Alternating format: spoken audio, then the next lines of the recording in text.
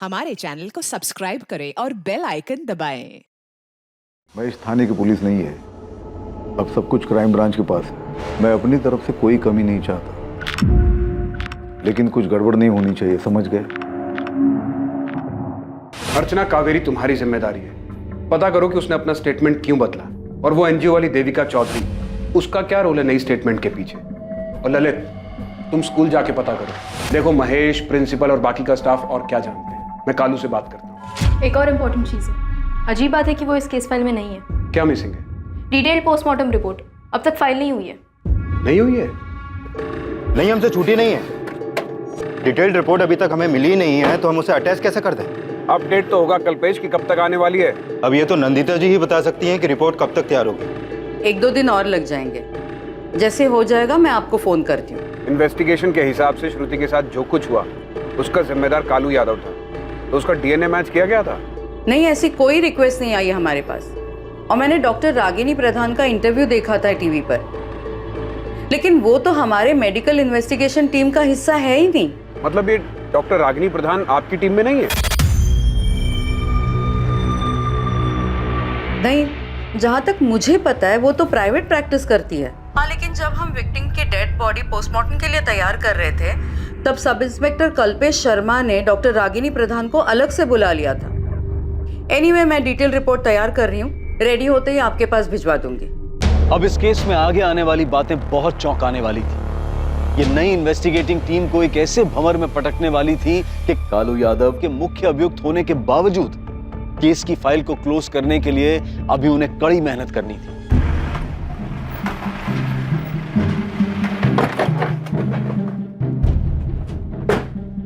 कावेरी में तो हाँ, अर्चना कश्यप, क्राइम ब्रांच से। आपको आपकी बेटी के केस के बारे में दोबारा नई टीम से जांच करवानी थी ना? जी। अब वो जांच हम करेंगे। प्रमीला यादव। जी।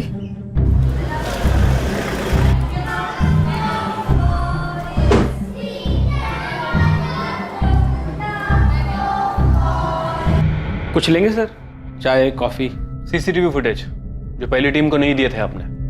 और सीसीटीवी तो अभी लगना शुरू हुआ है श्रुति का केस होने के बाद, और सब जगह लगवा रहे हैं। आप चाहें तो चेक कर सकते हैं। महेश, मुझे 5 मिनट में तुम, निधि दहिया और दक्षा जायसवाल एक साथ यहाँ पर चाहिए। 5 मिनट में तो नहीं हो पाएगा, बच्चों की क्लास चल रही है। कब खत्म होगी क्लास? अरे ऐसे कैसे कह रही है? आपके फोन में आया था। एक सेकंड, ये मेरा फोन देख लीजिए, इसमें आपको वो नंबर मिल जाएगा जिससे फोन आया था। बताया गया था कि मेरी बेटी के साथ जो है उसमें किशन भंडारी का ही हाथ है। इसकी कोई जरूरत नहीं है, ये नंबर हमारे पास भी है। फोन पीसीओ से आया था और इसी पीसीओ से हमें भी एक कॉल आया था।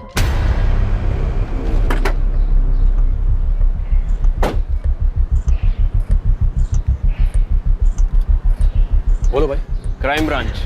पीसीओ है साहब, बहुत लोग फोन करते हैं यहाँ से। लेकिन देखा तो होगा ना तुमने, 2 बार आया था वो। एक बार 20 जुलाई को रात 10:30 बजे एक औरत को फोन किया था। फिर किसने किया है? किसी स्कूल वाले ने ही। और दूसरी बार 25 जुलाई को दोपहर 3:30 बजे मुझे फोन किया था। PSI Lalit speaking, crime branch. आप लोग इस केस पर हो? अब 1 रुपया मिलता है साहब एक फोन का, क्या याद रखो? तो याद होता तो बता देता मैं। देख, कोशिश कर उस आदमी को याद करने के लिए, बहुत ही काम का आदमी है वो हमारे लिए। आप मुझे थोड़ा वक्त दीजिए, मैं कोशिश करता हूँ। अगर 2 बार आया है तो हो सकता है मोहल्ले का ही हो, अगर फिर से देखूंगा तो याद आ जाएगा। लेकिन साहब ये भी तो हो सकता है कि बाहर का हो और सिर्फ फ़ोन करने के लिए यहाँ पे आया।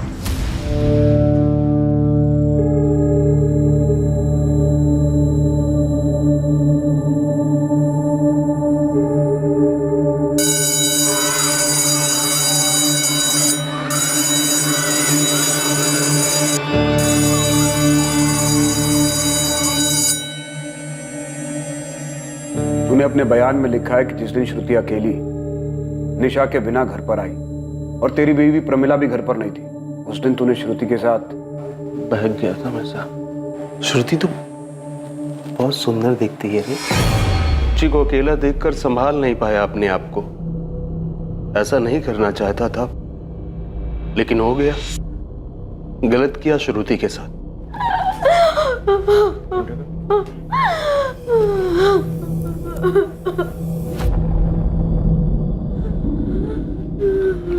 जो हुआ उसे भूल जा बेटा, किसी को बोलना मत।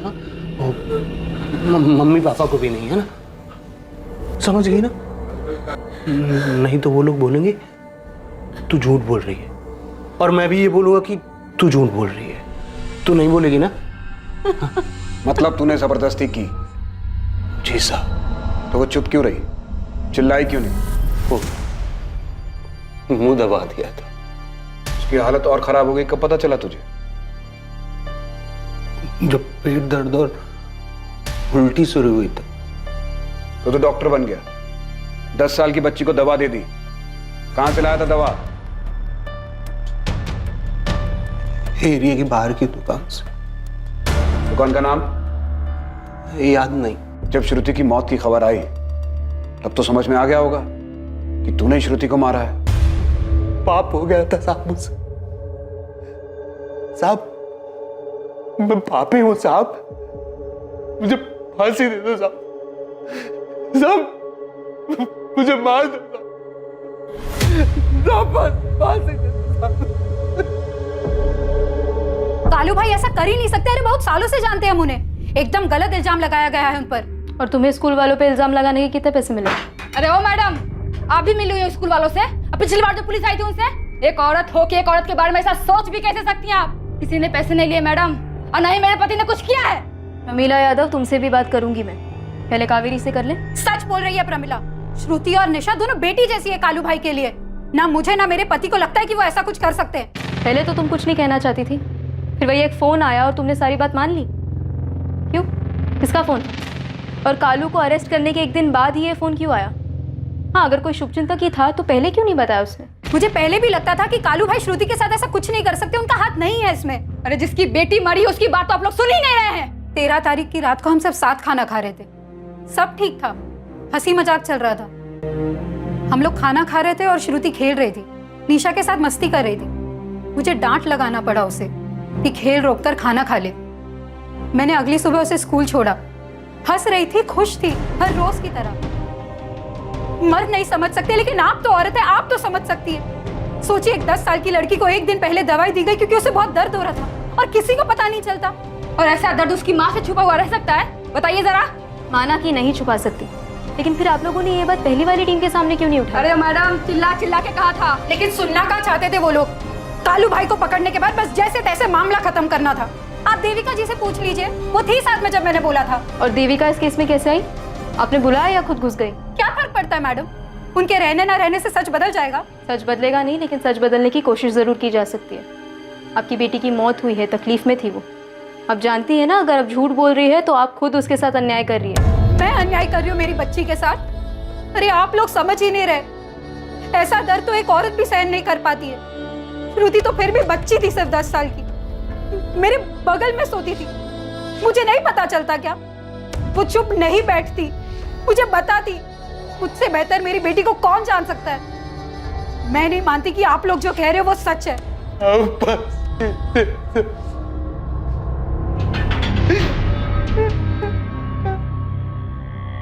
कालू तू सच बोल रहा है? लड़की चिल्लाई नहीं, किसी से कुछ नहीं कहा, सच कह रहा है ना? हाँ साहब, मैं गुनहगार हूँ साहब, हूँ मैं साहब, मुझे मार दो साहब, मुझे फांसी चढ़ा दो साहब, मैंने कर दो साहब। कोई तो सच छुपा रहा है सर, कुछ बड़ा झोले आ। या तो कावेरी और प्रमिला दोनों भर भर के झूठ बोल रहे हैं, या तो फिर कालू को अपनी बलि देने का शौक चढ़ा है। ऐसा कैसे हो सकता है? दोनों पार्टी के बयान अलग हैं। मतलब साफ है कि दोनों में से कोई तो झूठ बोल रहा है। सर, ये दो बाहुबलियों की वर्चस्व की लड़ाई है, कोई आपसी रंजिश हुई होगी इनकी। अब इससे उनको तो कोई फर्क नहीं पड़ेगा, पर बेचारे गरीब लोग जरूर पिस जाएंगे इस पैसों के खेल में। त्यागी सर ने ठीक ही कहा था कि बच्चे की लाश पर रंगमंच सजा रखा है इन लोगों ने। कोशिश बेकार है तुम्हारी जगदीश। मैं जानता हूँ देविका चौधरी तुम्हारे कहने पे मेरी बदनामी कर रही है। लड़की की जान चली गई और तुम्हें अपने नाम की पड़ी है भंडारी। उस लड़की के साथ जो दुष्कर्म हुआ है उसका परिणाम तो भुगतना ही होगा। कानून को अपना काम करने दो। कब तक बचाओगे कानून से? जगदीश, ये कानून की पट्टी किसी नौसिखियों को पढ़ाना। मदनलाल भंडारी नाम है मेरा। लाख कोशिश कर लो, मेरा बाल भी बाका नहीं कर पाओगे तुम। और इसे चेतावनी समझो या धमकी, अगर तुम नहीं रुके तो मैं शुरू हो जाऊंगा। फिलहाल तो मेरी सलाह मानो भंडारी, और अपने स्कूल को बचाओ। इन क्राइम ब्रांच वालों के हाथ कुछ लग गया ना तो ताला लगा देंगे तुम्हारे स्कूल पर भी और तुम्हारे बेटे की आजादी पर भी। क्यों अस्पताल नहीं गए श्रुति के साथ? मतलब क्या कहना क्या चाहते हैं आप? अरे हमें तो जैसे ही पता चला तुरंत हम उसकी मदद में लग गए थे। तो फिर ये मदद आप लोगों ने आगे तक क्यों नहीं की? हाँ, क्यों सिर्फ 2 मेड के सहारे उस दर्द में कराती हुई बच्ची को छोड़ दिया आपने? निधि जी, आप तो प्रिंसिपल हैं, आपने जिम्मेदारी लेकर क्यों किसी और को नहीं भेजा बच्ची के साथ? उतना खून देखने के बाद कुछ समझ में नहीं आ रहा था, पर फिर भी मैंने डॉक्टर को बुलाया, लेकिन उसे आने में वक्त लगता, इसलिए महेश जी ने तुरंत फैसला लिया और बच्ची को हॉस्पिटल भिजवा दिया। मैंने खुद डीएल मेमोरियल फोन किया और उन्हें बताया ताकि वो पहले से अपनी तैयारी करके रखें। हाँ, और आप लोग यहाँ पर अपनी तैयारी कर लें। देखिए, आप तीनों को एक बात मैं अच्छी तरह से बता दूं, मुझे सिर्फ सच सुनना है। किशन भंडारी ने किया ना ये? वो यहाँ रोज आता था या फिर कभी कभी? सर, किशन जी का स्कूल के मामलों से कुछ लेना देना नहीं होता। मैं नाम लेकर पूछ रहा हूँ, शायद पिछली टीम ने नाम नहीं लिया था। क्या रोल क्या है किशन भंडारी का स्कूल चलाने में? कोई रोल नहीं है। आप भी यही कहेंगी दक्षा जी? मैनेजमेंट के बारे में मुझे कुछ नहीं पता, मैं सिर्फ एक टीचर हूँ यहाँ पर। आप तीनों मेरी एक बात कान खोलकर सुन लीजिए, अपराधी की मदद करना भी अपराध है।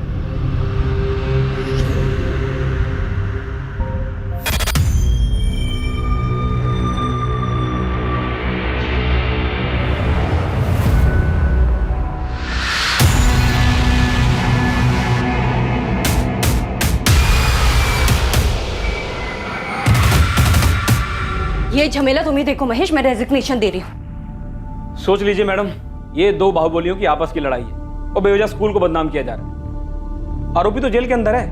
वो क्राइम ब्रांच वाले गलत तो नहीं बोल रहे ना महेश? क्यों तुमने श्रुति को हॉस्पिटल में सिर्फ सादिया और आरती के साथ भेजा? खुद क्यों नहीं गए? मुझे क्यों नहीं कहा? मैडम, जब मैं था ना, आप भी वहीं थी। अब आप सारी जिम्मेदारी मेरे कंधों पर डाल रही ना। मैंने आपको रोका था कि वहां मत जाओ, किसी को मत भेजो। मैं तो सिर्फ कोऑर्डिनेटर हूँ, आप प्रिंसिपल हैं, जिम्मेदारी आपकी बनती थी। तो अब तहकीकात किस दिशा में करनी है ये भी आप लोग बताएंगे हमें। मैं तो आप लोगों को दिशा दिखाने की कोशिश कर रहा हूं ताकि आप लोग पहले वाली टीम की तरह भटके नहीं। अरे भाई, शुभचिंतक हूं मैं आप लोगों का। बहुत बहुत शुक्रिया जगदीश जी, हमारी चिंता करने के लिए। सर, चल क्या रहा है यहाँ पे? ये मदन लाल फोन करके बोल रहा है कि केस को गलत दिशा में मत ले जाओ। त्यागी ठीक ही कह रहा था, ये री इन्वेस्टिगेशन केस को घुमाने के लिए शुरू करवाया गया है। सब लोग अपना अपना मतलब पूरा करना चाहते हैं। सर, वो एनजीओ वाली देविका भी आई थी अर्चना से मिलने। आप लोगों को बस इतना बताना चाहती हूँ कि भंडारी परिवार काफी कुछ छुपा रहा है। वो हम पता कर लेंगे। उस लड़की को जानबूझकर निशाना बनाया गया मैडम। निशाना बनाया गया? क्यों? गरीबी मैडम, गरीबी।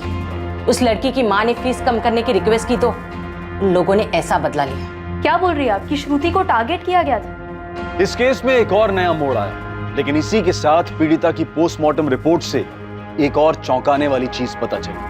डॉक्टर नंदिता, जिस पर हम काम कर रहे हैं उससे भी कुछ अलग मिला है क्या? अब तक जो भी सामने आया है ये उन सब से अलग है। ये सुनकर आप शॉक्ड हो जाएंगे।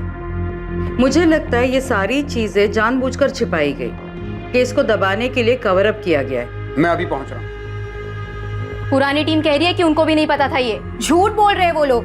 मैंने जब किशन भंडारी का नाम लिया था तभी बताया था उनको कि मैं फीस कम करवाने के लिए स्कूल गई थी। हम पति पत्नी मिलकर भी इतना ही कमा पाते कि किसी तरह घर चला सके। कोशिश रहती है कि बच्चों को भूखा ना सोने दे। श्रुति के अलावा एक और बेटी है हमारी, 5वीं से, उसे भी यही पढ़ाना है। मैं समझ सकती हूँ कावेरी, लेकिन अगर फीस कम कराने की बात है तो तुम महेश जी से बात कर लो। इस मामले में वही कुछ कर सकते हैं। फैसला तो अनामिका जी करती है, मैं तो सिर्फ रिक्वेस्ट कर सकता हूँ। तो सर जी, आप उनको बताइए ना हमारी हालत के बारे में। ठीक है, मैं बात करता हूँ, लेकिन अगर तुम खुद अनामिका जी से जाकर उनकी कोठी पर बात करो तो ज्यादा बेहतर होगा। मैं गई थी उनके कोठी, लेकिन अनामिका जी नहीं मिली, ये किशन मिला वहां। कौन सी क्लास में है? बता श्रुति। 7th स्टैंडर्ड में। ठीक है, मैं देखता हूँ हम क्या कर सकते हैं। बड़ी मेहरबानी होगी साहब, थोड़ा बोझ हल्का हो जाएगा। आप फिक्र मत कीजिए, मैं बात करता हूँ अनामिका से भी और महेश जी से, जो होगा आपको बता देंगे। कितनी कम हुई थी फीस? नहीं हुई, उसके पहले ही मेरी बच्ची को मार डाला। तुम गई कब थी उनसे बात करने? ये साल शुरू होने के पहले। तुम्हें किशन भंडारी पर ही क्यों शक है? वो फिर आया था तुम्हारी बेटी से मिलने? मेरे सामने तो नहीं मिला, लेकिन मैं जानती हूँ ये उसी ने किया, कालू भाई ने नहीं। क्या मिला आपको डॉक्टर? आपने कहा शॉकिंग है। विक्टिम को सोडोमाइज किया गया था, उसके साथ अस्वाभाविक दुष्कर्म हुआ है। सोडोमाइज्ड? अस्वाभाविक दुष्कर्म? यस।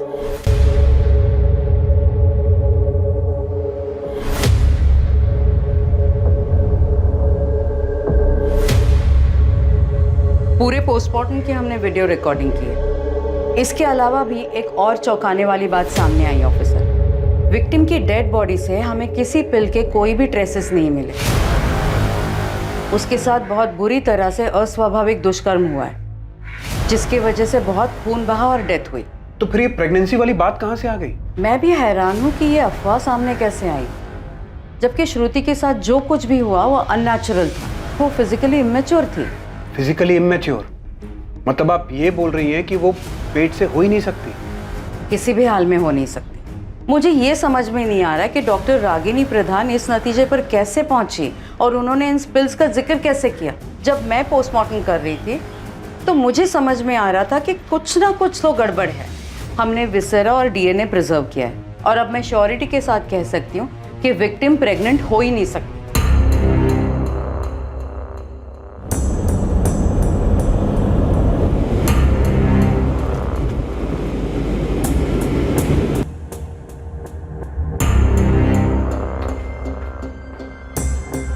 सर, श्रुति की मां कावेरी का कहना है कि वो श्रुति की स्कूल फीस कम करवाने के लिए किशन भंडारी से मिली थी और वो एनजीओ वाली देविका, उसने भी कहा है कि इसी वजह से श्रुति को टारगेट किया गया था। सर, मैंने एफएसएल ऑफिसर आशीष त्रिवेदी से बात की है। सर, आशीष ने श्रुति प्रेग्नेंट थी ही नहीं। सर, उसकी पोस्टमार्टम रिपोर्ट में सामने आया है कि उसके साथ अस्वाभाविक दुष्कर्म किया गया था, इसीलिए उसे ब्लीडिंग हुई और वो फिजिकल इमेच्योर थी, इसलिए वो प्रेग्नेंट तो हो ही नहीं सकती थी। लेकिन सर, ये थ्योरी इन्वेस्टिगेशन में कहाँ से आई? और अगर ये बात सच है तो फिर अभी तक हम लोग किस पर काम कर रहे थे? सर, अगर ब्लीडिंग अस्वाभाविक दुष्कर्म की वजह से हुई थी तो शायद उसके साथ जो हुआ था वो स्कूल में ही हुआ होगा, और वो भी ब्लीडिंग शुरू होने से थोड़ी देर पहले। बहुत से लोग शामिल हैं इसमें, सबने मिलकर खेला है नाटक। सबसे पहले तो डॉक्टर रागिनी प्रधान से मिलना पड़ेगा और उस एफएसएल ऑफिसर से भी। कैसे मिले उन्हें टॉयलेट में अंश? कैसे पहुंचे इस थ्योरी पे जो पॉसिबल ही नहीं है? 4 बजे आ जाइए। आप ऐसे अंदर कैसे आ गए? Crime branch. देखिए ऑफिसर, अभी मेरा पेशेंट देखने का टाइम। 10 साल की बच्ची को प्रेग्नेंट कैसे बताया? क्या बेस था आपके पास? एक्सक्यूज मी ऑफिसर, वहां मुझे पुलिस ने बुलाया था। मैंने वहां बाथरूम में ब्लड के साथ मांस का अंश पड़ा हुआ देखा था। उससे मुझे जो समझ में आया बता दिया। आप वो रिपोर्ट दिखाइए जो आपने सबमिट की थी। रिपोर्ट? कौन सी रिपोर्ट? मैंने कोई रिपोर्ट नहीं दी। मैंने पुलिस से सिर्फ इतना कहा था कि इस बात की संभावना है उस बच्ची को पिल्स दिए गए थे, जिसकी वजह से मांस का टुकड़ा बाहर आ गया था। आपने इतने सेंसिटिव केस में संभावनाओं पे थ्योरी खड़ी कर दी। इसका दोष आप मुझे मत दीजिए ऑफिसर। मैंने सिर्फ पहली नजर में दिखने वाली बात कही थी, ये नहीं कहा था कि ऐसा ही हुआ होगा। हाँ, बल्कि ये जरूर कहा था कि वो लोग पोस्टमार्टम की रिपोर्ट ही मानेंगे, वही काम आएगी। देखिए ऑफिसर, मुझे वहां पुलिस ने बुलाया था और मेरे एक्सपीरियंस से जो मुझे समझ में आया वो मैंने बता दिया। और आपने कभी सोचा है कि आपकी ये रिपोर्ट भी गलत हो सकती है? आपके पोस्टमार्टम के डॉक्टर्स भी बिकाऊ हो सकते हैं। आखिरकार 2 बाहुबलियों के बीच की लड़ाई है, और इससे ज्यादा सवाल अगर आपको पूछने हैं तो अपने डिपार्टमेंट वालों से पूछिए, पिछली टीम के लोगों से पूछिए। ये देखो, जहां से ब्लड सैंपल्स मिले वहां भी कुछ नहीं था। आशीष, मैं उस अंश की बात कर रहा हूँ। टॉयलेट में था वो। नहीं के बराबर था वो। हमें जहां पर बताया गया था हमने हर जगह पर चेक किया, क्लासरूम, टॉयलेट और जहां पर भी खून था।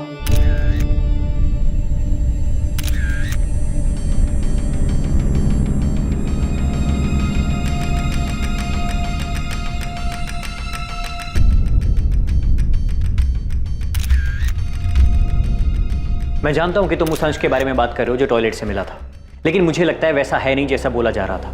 मैंने डॉक्टर नंदिता से बात की कि विक्टिम के साथ ऐसा दुष्कर्म नहीं हुआ था। आशीष, ऐसा भी तो हो सकता है कि कोई गलती हुई हो, सीन को क्रिएट किया गया। ये मैं नहीं बता सकता। हम उन्हीं चीज़ों को जांचते हैं जो क्राइम सीन से मिली होती हैं। इसमें मैं क्या सीन क्रिएट कर सकता हूँ? उसके साथ अस्वाभाविक तरीके से दुष्कर्म हुआ था। बहुत बुरे तरीके से हुआ था। डॉक्टर जयदेव का मानना है कि जिस अंश के बारे में बात हो रही है वो आंतों का टुकड़ा हो सकता है। आंतों का टुकड़ा?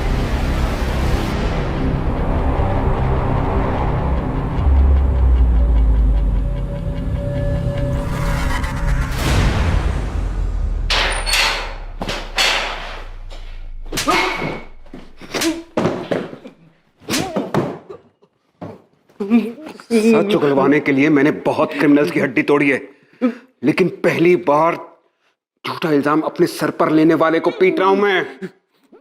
बता, बोल, किसके लिए बलि का बकरा बन रहा है तू? बोल कालू, किसके लिए बलि का बकरा बन रहा है तू?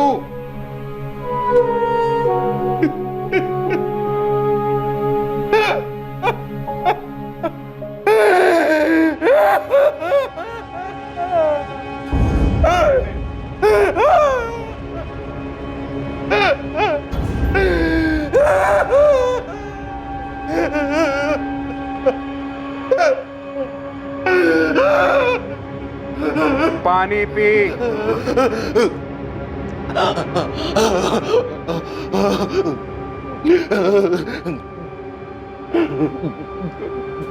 क्यों किया कालू? किसके लिए?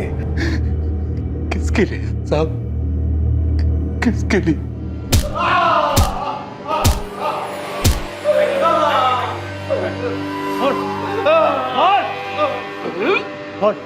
तूने किया ना रेप? हाँ? तूने किया ना? पहले वाले साहब दिन रात मारते थे, ऐसा लिटा के, पता नहीं कैसे कैसे साहब कहाँ कहाँ मारा है साहब, हम दिखा भी नहीं सकते आपको। वो बड़े साहब ने मुझे बताया कि मैंने क्या किया, तोते के जैसे रटा दिया। किसी ने भी नहीं सोचा कि उस बच्ची को मैं बहुत ज्यादा प्यार करता था, अपनी बेटी के जैसे। मेरी बात किसी ने नहीं मानी, किसी ने नहीं मानी साहब। लेकिन मैंने तो नहीं मारा तुझे, आराम से पूछा था, फिर सच क्यों नहीं बोला तू? वो साहब लोग भी आते थे तो यही बोलते थे, लेकिन अगर मैंने कुछ किया हो तो बताओ। वो पूछते थे फिर मारते थे, पूछते थे फिर मारते थे। परेशान हो गया था, मैंने तो उम्मीद छोड़ दी, इसीलिए वही आपसे बता दिया साहब। अरे बाहर जाके मैं करूंगा भी क्या? दुनिया की नजरों में हजारों सवाल होंगे, सब बलात्कारी कहेंगे मुझे, अपनी बेटी का ही बलात्कार, अपने घर वालों से कैसे नजर मिलाओगे साहब? उम्मीद मत छोड़ कालू। श्रुति की मां कावेरी ने भी यकीन नहीं किया कि तू ऐसा कुछ कर सकता है। तुझे पकड़ा तो उन लोगों ने हंगामा कर दिया। हम इस केस की जांच फिर से कर रहे हैं।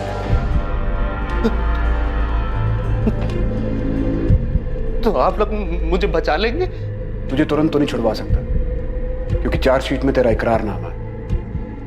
लेकिन इतना भरोसा रख कि अब कोई तेरा बाल भी बांका नहीं कर पाएगा। ललित, पूरी भंडारी फैमिली, सारे स्कूल स्टाफ को उठा लो। प्रिंसिपल, टीचर्स, कोऑर्डिनेटर, कोई नहीं छूटना चाहिए। डीएसपी सर के ऑर्डर्स हैं हमारे पास। कोई प्यार से न माने तो घसीट कर ले आना सबको। और अर्चना, 2 घंटे के अंदर तुम्हें स्कूल को सील करने का ऑर्डर मजिस्ट्रेट के ऑफिस से मिलेगा। सबसे पहले हमें स्कूल को अच्छे से छानना होगा। ठीक है सर। सर, श्रुति के बगल में बैठने वाली लड़की प्रिया, उसे बुला लूं? सर, उसी ने हमें बताया था कि श्रुति क्लास से बाहर गई थी। पेरेंट्स के साथ बुलाओ उसको, बात करते हैं, देखते हैं क्या बताया था उसने पहली टीम को।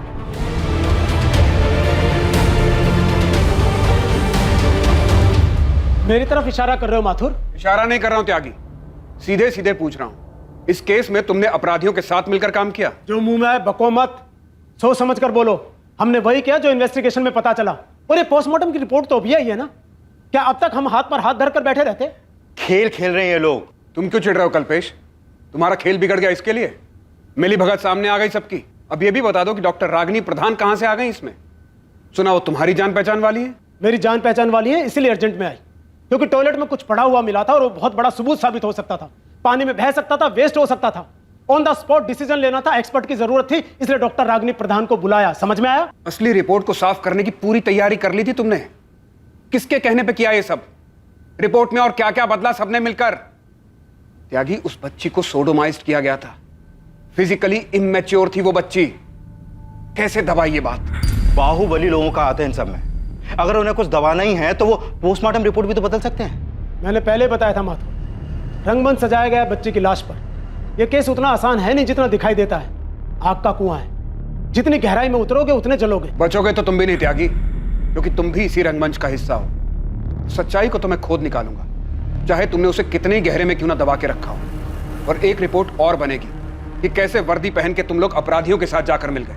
ठीक है, हमने अपना काम किया, तुम अपना काम करो, लेकिन एक बात याद रखना, हम और तुम उन लोगों में से नहीं हैं। हम लकीर के इस तरफ हैं। नहीं त्यागी, मैं तुम्हारे हम में शामिल नहीं, मैं तुम्हारी तरफ नहीं।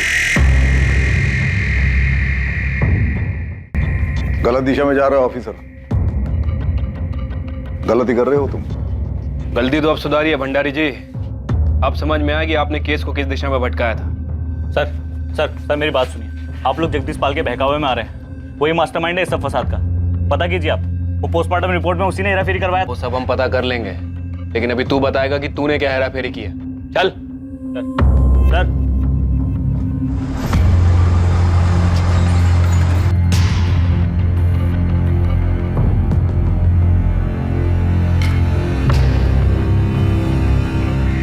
आपकी बच्ची की मौत का इस्तेमाल कर रहे हैं लोग कावेरी जी।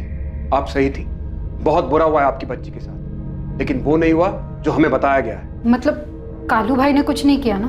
नहीं, स्कूल में से किसी ने किया है। किसने? किशन भंडारी ने किया।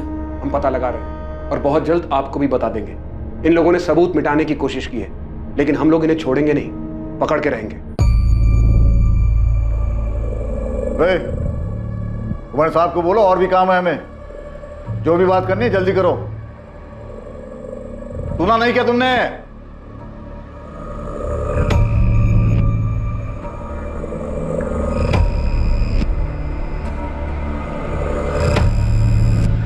प्रिया, क्या देखा था आपने? श्रुति दक्षा मिस की क्लास के पहले बाहर गई थी। कहाँ गई थी बेटा? पता नहीं अंकल, मैं क्लास में थी, लेकिन मुझे लगा उसको किसी ने बुलाया था। मैंने ये बात पहले भी बताई थी। आपने ये बात पहले बताई थी? वो जो दूसरे पुलिस वाले अंकल है ना, उनको। श्रुति को किसने बुलाया था ये देखा तुमने?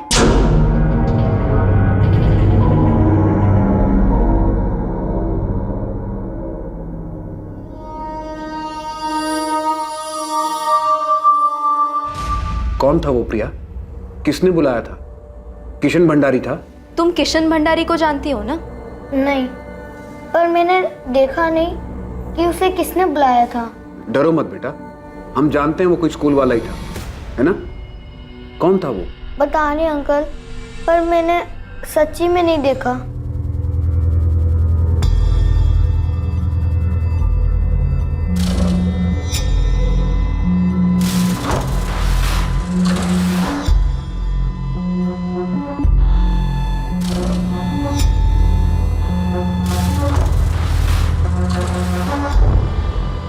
यहां से बाहर आई होगी।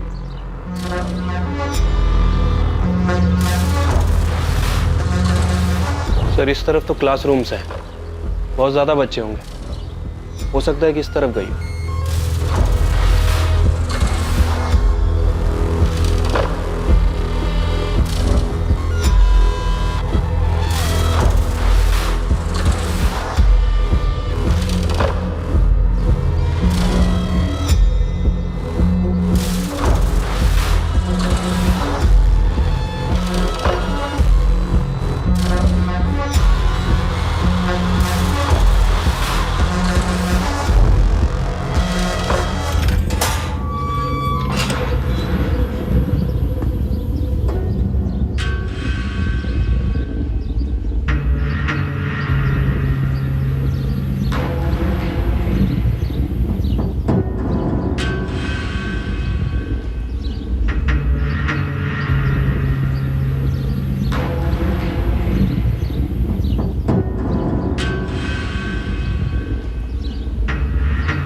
ये क्या है?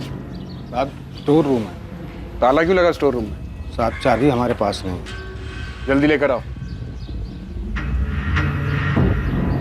ललित, स्कूल में कुछ हुआ और किसी को पता ही ना चले, ऐसा तो नहीं हो सकता। सर बच्चों को पता नहीं चला एक बात समझ में आती है, लेकिन यहाँ स्कूल में हर आदमी बच्चा बनने की कोशिश कर रहा है। तो मुझे लगता है कि स्कूल में जो भी हुआ है, ये प्रिंसिपल और ये महेश ये हमसे मिलकर छुपा रहे हैं। 14 जुलाई को लगभग 10:20 पे श्रुति क्लास से बाहर गई और लगभग 11:05 तक वापस आ गई। किसने बुलाया था उसे? किशन भंडारी ने या आप में से किसी एक ने निधि जी? मैडम हम कुछ नहीं जानते। किशन जी का स्कूल के मामलों से कुछ लेना देना नहीं, तो वो स्कूल क्यों आएंगे? तुमसे पूछा मैंने, तुम्हारी शक्ल से ही झूठ टपक रहा है, तुम चुप रहो। निधि जी आप बताइए, क्या वो किशन था? मुझे नहीं पता, मैं अपने ऑफिस में थी, अगर वो आया भी होगा तो मुझसे नहीं मिला। आपसे मिला नहीं है, आप अपनी नौकरी बचाने के लिए उसे बचा रही हैं? अरे नहीं चाहिए ऐसी नौकरी, वैसे मैं ये नौकरी छोड़ रही थी, परेशान हो गई जवाब देते देते। बच्ची की जान चली गई, आपके स्कूल में सोडोमाइज किया गया उसे, और आप परेशान हो रही है जवाब देते देते। क्यों? क्योंकि आपसे स्कूल मालिक के फैमिली के बारे में पूछा जा रहा है? क्योंकि मुझे सच में नहीं पता, लेकिन शायद इस महेश को पता है, कुछ छुपा रहा है। मैंने इससे पहले भी कहा कि अगर कुछ भी पता है तो बता दे, लेकिन कुछ बता ही नहीं रहा है। मुझे समझ नहीं आ रहा कि मुझे क्यों घसीटा जा रहा है इस सब में। अरे जो कुछ हुआ ही नहीं तो कैसे बोल दूं? मैडम उस दिन किशन जी स्कूल आए ही नहीं थे। किशन नहीं तो कौन था? क्या वो तुम थे? तुमने बुलाया था श्रुति को क्लास से? अरे कैसी बातें कर रही हैं आप? मैं उस छोटी बच्ची के साथ ये सब करूंगा? उसके पड़ोसी कालू का काम है ये, और पहले वाली पुलिस उसे पकड़ भी चुकी है। पता नहीं अब आप लोग उसे बचाने की कोशिश क्यों कर रहे हैं?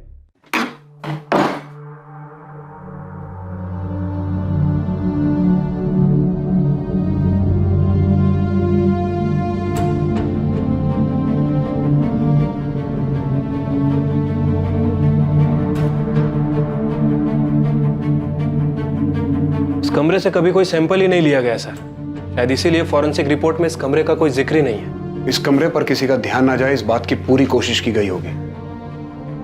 इस कमरे की आखिरी बार सफाई कब हुई थी? 14 जुलाई को, लड़की को हॉस्पिटल भेजने के बाद। साहब मुझे कुछ नहीं पता, मैंने इस कमरे को नहीं साफ किया है। तो फिर किसने की थी? पता नहीं साहब, यहाँ ताला लगा हुआ था। जो अब तेरी जबान पे लगा है। देख हरी, हम जानते तुझे सब पता है। उस बच्ची को इसी कमरे में लाया गया था ना? मैं सच बोल रहा हूँ साहब, मुझे कुछ नहीं पता है, मेरा यकीन कीजिए साहब।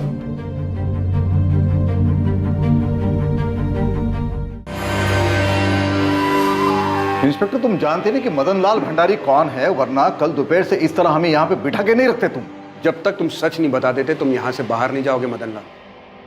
किशन तुमने किया ना उस बच्ची के साथ? और यह भी बताना कि तुम लोगों ने मिलकर कैसे सब कुछ मैनेज किया। हमारा दिमाग तो सही है इंस्पेक्टर। किशन लाल भंडारी, उस बच्ची को कहाँ बुलाया तूने? स्टोर रूम में ना? क्यों फर्जी कहानी बना रहे हैं आप लोग?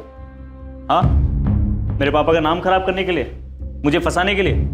सर सच यही है कि मैं वहां गया ही नहीं था, मैं स्कूल नहीं गया था, मैं वहां जाता ही नहीं हूं सर। और इस नई कहानी के लिए तुमने और तुम्हारे पोस्टमार्टम टीम ने जगदीश से कितने लिए हैं? तुमने कितने दिए थे इंस्पेक्टर त्यागी, सब इंस्पेक्टर कल्पेश और डॉक्टर रागिनी प्रधान को? तुम नहीं जानते मैं क्या कर सकता हूँ। ये क्राइम ब्रांच है, यहाँ हम जो चाहे वो कर सकते हैं तुम्हारे और तुम्हारी फैमिली के साथ। तुम कुछ नहीं कर पाओगे। नामिका भंडारी, माना किशन भाई है तुम्हारा, लेकिन इसने 10 साल की छोटी सी बच्ची के साथ हैवान जैसा सलूक किया है। फिर क्यों बचा रही है इसे? कुछ नहीं किया है मेरे भाई ने। इंस्पेक्टर तुम जब तक तुमसे ना पूछूं चुप रहो।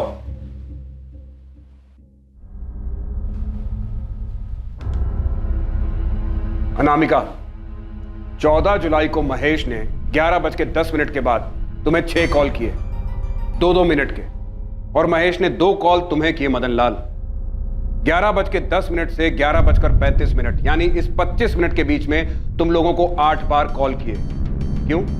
ये इंसिडेंट हमारे स्कूल में हुआ, इमरजेंसी सिचुएशन थी, और किसी कॉल करते? मैं भी नहीं बता रहा। इमरजेंसी तो थी, किशन की गंदगी जो समेटनी थी तुम लोगों को। मदन लाल और अनामिका को तुम पल पल की खबर देते रहे महेश, और महेश तुम लोगों से पूछ रहा था कि आगे क्या करना है, कैसे करना है, कैसे किशन को बचाना है। जबकि श्रुति की मां को तुमने 11:45 पर कॉल किया, उसे हॉस्पिटल भेजने के बाद, और उसके बाद इंस्पेक्टर त्यागी और सब इंस्पेक्टर कल्पेश को कॉल किए गए। ये रहे सारे कॉल रिकॉर्ड्स। इन कॉल रिकॉर्ड से कुछ नहीं साबित कर पाओगे तुम इंस्पेक्टर, ये सारे इस केस से ही जुड़े हैं। मैं उस स्कूल का मालिक हूं, तो जाहिर है कि महेश इमरजेंसी में मुझे ही कॉल करेगा ये गाइडेंस लेने के लिए कि आगे क्या करना है, कैसे करना है, कैसे चीजों को रफा दफा करना है। कुछ नहीं कर पाओगे तुम, कुछ भी नहीं साबित कर पाओगे तुम। भूल है तुम्हारी, किशन ने खून किया है, सबूत तो हम ढूंढ लेंगे। मेडिकल नहीं हुआ ना तेरा? चल तेरा मेडिकल करवाते हैं, देखते हैं अब कैसे बचेगा तू। सब बेवजह टाइम वेस्ट कर रहे हैं आप लोग। इन सब का अरेस्ट पुलिस डायरी में नोट कर लेना, ताकि रिकॉर्ड रहे कि एक्शन हुआ था। मेरा फोन लाओ। सर यहाँ फोन देना अलाउड नहीं है। तो जाके इंस्पेक्टर त्यागी तक मेरा एक मैसेज पहुंचा दो। सर यहाँ मैसेज देना भी अलाउड नहीं है। अर्चना, इनकी एकता में फूट डालो। मुझे लगता है इनमें कमजोर कड़ी महेश है, वो सब जानता है और टूट भी सकता है। उससे कहो कि सब सच बता देगा तो बच जाएगा। जी सर, लेकिन क्या आपको लगता है कि हमारी मेडिकल काम आएगी? सिर्फ मेडिकल से काम नहीं चलेगा, इन्वेस्टिगेशन में बहुत गड़बड़ है, हमें कोई स्ट्रॉन्ग गवाह चाहिए। इससे काम नहीं बनेगा। लेकिन डॉक्टर नंदिता, उसने जबरदस्ती किया था बच्ची के साथ, तो उसके प्राइवेट पार्ट पर इंजरीज आई होंगी। बिल्कुल आई होगी, पर आज की तारीख देख रहे हैं आप। इंसिडेंट 14 जुलाई को हुआ था, अच्छा खासा टाइम बीत चुका है। गलती तो हुई है, पहली वाली टीम ने पब्लिक प्रेशर में आके उसे कस्टडी में तो लिया, लेकिन किशन का मेडिकल नहीं कराया, वरना सच कब का सामने आ जाता। श्रुति की बॉडी से आप लोगों को कोई डीएनए, कोई सेमेन कुछ मिला? कैसे मिलता माथुर, बहुत खून बह चुका था, और ऊपर से वो 2 मेड्स, उन्होंने सफाई में कोई कसर नहीं छोड़ी थी। अब हमें भी कोई कसर नहीं छोड़नी चाहिए। ये लोग इतनी आसानी से मुंह खोलने वाले नहीं है। खेल खेला इन्होंने, हम भी खेल खेलेंगे। वो महेश ही अर्चना, हमें जो चाहिए वो महेश ही दे सकता है। महेश को ऑफर दो कि सरकारी गवाह बन जाए, उस सब कुछ बता दे तो बच जाएगा। सिर्फ यही एक तरीका है। हमें किशन को पकड़ने के लिए कुछ स्ट्रॉन्ग सबूत चाहिए। केस में हुई गड़बड़ असली मुजरिम को बाहर जाने का रास्ता देने के लिए की गई लग रही थी। लगातार इंटेरोगेशन के बाद भी संदिग्धों की चुप्पी असली आरोपी और पुलिस के बीच दीवार बनकर खड़ी थी। महेश चतुर्वेदी, जो शायद इकलौता ऐसा इंसान था जिसे इस अपराध के बारे में सारी जानकारी है, वो अपनी जुबान से टस से मस नहीं हो रहा था और किसी भी हालत में कुछ भी बताने के लिए तैयार नहीं था। किशन भंडारी के मेडिकल से भी कुछ मिलने की आस बहुत कम थी। मैंने कहा था इससे काम नहीं बनेगा, आप लोगों ने बहुत देर कर दी। किया तो उसी ने है, जमकर कूटेंगे तो मान भी लेगा। तो कोर्ट में पलट जाएगा, तब क्या करेंगे आप? स्टोर रूम का क्या हुआ?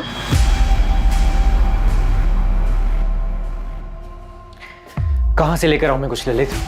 बहुत देर हो गई है, कुछ नहीं मिलेगा। कोशिश करो आशीष, जो भी हुआ इसी कमरे में हुआ होगा, लेकिन कोई हमें यहाँ लेकर नहीं आया। वरना सफाई होने के बाद भी मैं कुछ ना कुछ तो निकाल ही लेता, लेकिन अब कुछ नहीं हो सकता।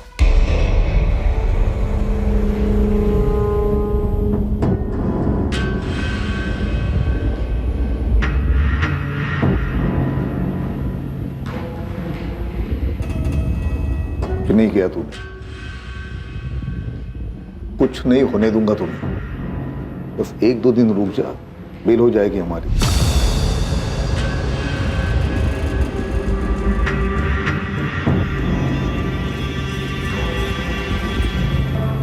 सर, कल रात भी उस महेश की पलक को एक बार भी झपकने नहीं दिया, लेकिन अभी तक कुछ बोला नहीं है उसने। स्टोर रूम से कुछ नहीं मिला?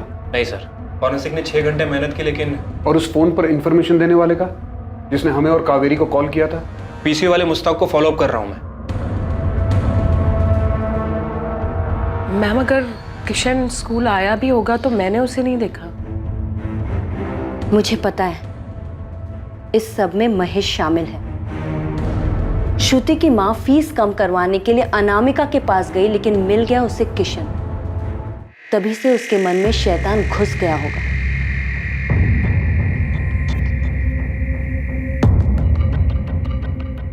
हमने भले ही उसे नहीं देखा, लेकिन किशन स्कूल जरूर आया होगा। क्राइम ब्रांच वाले बोल रहे हैं कि जो कुछ भी हुआ है वो स्कूल के स्टोर रूम में हुआ है। केस को किसी नतीजे पर पहुंचाने के लिए एक मजबूत सबूत की जरूरत थी, जिससे यह साबित हो सके कि किशन ही असली आरोपी है। जिस सबूत की जरूरत थी वो था तो, पर नजर नहीं आ रहा था। लेकिन अब आरोपी बहुत देर तक बचने वाला नहीं था। ये ड्रेस तो आप पहले ही देख चुके हैं, इसमें सिर्फ खून है। डॉक्टर नंदिता, हॉस्पिटल आते वक्त श्रुति ने ये ड्रेस पहना था? हाँ, इसी में आई थी वो। कैसे? क्योंकि क्राइम के वक्त तो उसने कुछ और पहना था। नहीं, ये कपड़े नहीं थे। ये ड्रेस लाने के पैसे तो मैंने दिए थे, लेकिन श्रुति ने स्कूल यूनिफॉर्म पहना था। स्कूल यूनिफॉर्म इतना खून खून हो गया कि हमने उसके कपड़े चेंज किए थे। बच्चे का पूरा यूनिफॉर्म, सारा कपड़ा खून खून हो गया है। तो एक काम कर, ये पैसे पकड़ और दूसरे कपड़े ले। तो फिर स्कूल यूनिफॉर्म कहाँ है? मुझे नहीं पता सर। क्या बोल रहे हो कल्पेश? दिया ही नहीं? हाँ सर, यूनिफॉर्म दिया ही नहीं था हमें। दिया नहीं था, डिस्ट्रॉय कर दिया त्यागी। लिमिट में रहो माथुर, ज्यादा हो रहा है। अगर ऐसा हुआ ना त्यागी, तो मैं भूल जाऊंगा कौन वर्दी वाला और कौन नहीं। सबूत मिटाने का चार्ज सब पर लगेगा। हमें यूनिफॉर्म कभी मिली ही नहीं। और अगर यूनिफॉर्म डिस्ट्रॉय हुई भी है ना तो उस महेश ने की होगी, जाकर उससे बात करो। हमने अपना काम ठीक से किया, हम पे कीचड़ मत उछालो। महेश, श्रुति की स्कूल यूनिफॉर्म कहाँ है? स्कूल यूनिफॉर्म मुझे नहीं पता। देख महेश, अब तक जितना तोड़ा है ना वो सिर्फ ट्रेलर था, समझा? यूनिफॉर्म सच में कहा मुझे नहीं पता। अफरा तफरी का माहौल था, कहाँ गया मुझे क्या पता। सर यूनिफॉर्म मिल सकता है।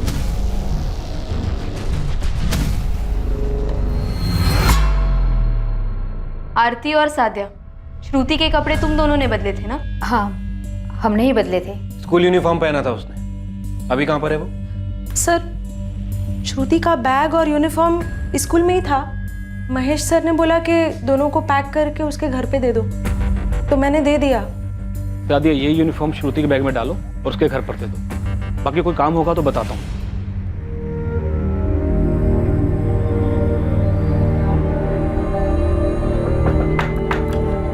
कावेरी बहन, ये श्रुति का बैग, कपड़े भी है इसमें।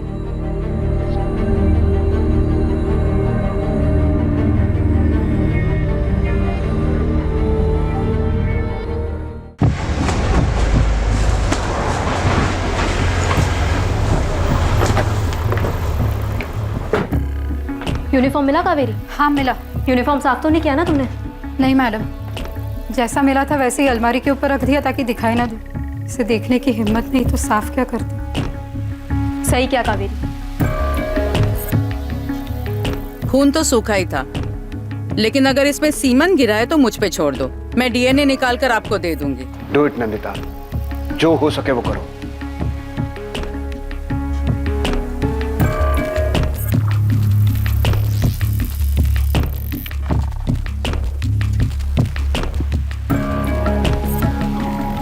बड़ी भूल हो गई किशन जी। बस उम्मीद करो कि उन्हें यूनिफॉर्म पे कुछ ना मिले।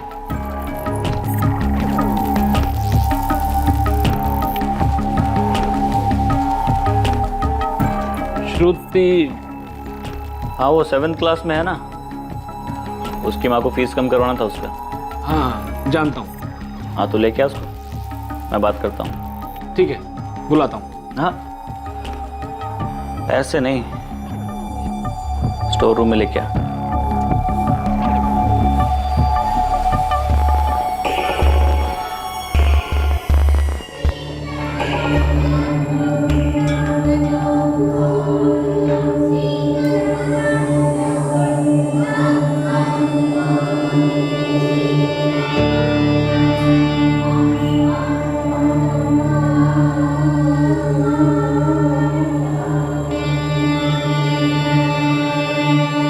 किशन जी आए बेटा, तुम्हारी फीस कम कर देंगे। चलो बात कर लेते हैं। सब कुछ बताना अपने बारे में अच्छे से, जो भी पूछे सब बताना और घबराना मत, ठीक है?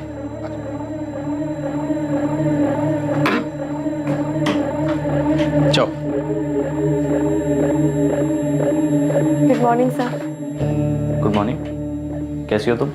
मैं ठीक हूँ सर। आओ बेटा।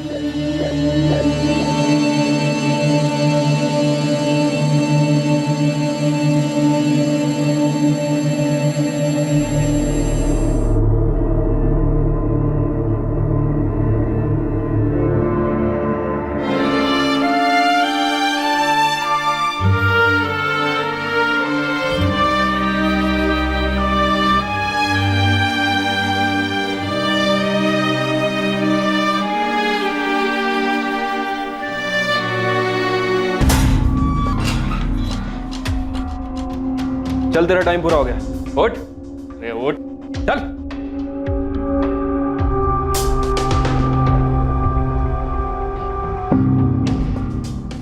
तुम्हारा एविडेंस मेरे हाथ में है माथुर। मैच हो गया? हाँ मैच हो गया। श्रुति के कपड़ों से जो सीमन मिला था वो किशन भंडारी के डीएनए से मैच हो गया। मिल गया, उसी कमीने ने किया है। साइंटिफिक एविडेंस मिला है सर, इससे बेटर और क्या होगा। अब इस महेश और किशन को तबीयत से तोड़ते हैं और उसके बाद इन्हीं से क्राइम सीन रिक्रिएट करवाते हैं। ठीक है, करवाओ। किशन भंडारी पर आईपीसी की धारा 377 अप्राकृतिक रूप से यौन संबंध बनाने के लिए, धारा 302 हत्या के लिए और महेश चतुर्वेदी पर धारा 304 गैर इरादतन हत्या के लिए और धारा 202 अपराध की जानकारी छुपाने के चार्जेस लगाए गए। किशन भंडारी के पिता मोहनलाल भंडारी पर आईपीसी की धारा 109 अपराध करने को उकसाने के लिए और धारा 201 सबूतों से छेड़छाड़ के चार्जेस लगाए गए। पुलिस की पहली जांच टीम को सस्पेंड कर दिया गया और अपना कर्तव्य सही तरह से ना निभाने के कारण उनके खिलाफ जांच के आदेश दिए गए। कालू यादव को उस पर लगे सभी आरोपों से बाइज्जत बरी कर दिया गया।